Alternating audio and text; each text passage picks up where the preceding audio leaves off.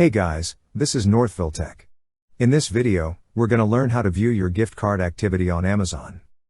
Open the website, then click on the account and list on the upper right part of the screen. Now you will see a Sign In tab. Click on Sign In. Enter your email or phone number. Then click Continue. Then enter your password, then click Sign In. Once you're signed in, you will see several options at the top right part of the screen. Click on the option that says Account and Lists. On this page, you will see several options.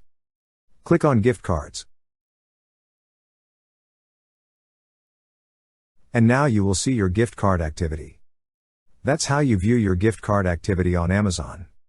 Thank you so much guys for watching, and if you have not yet subscribed to our YouTube channel, please subscribe to our YouTube channel as we create tech videos almost every day. Also check out our website northvilletech.com for great tech articles. And our recommended resources in the description below for various sign-up bonuses.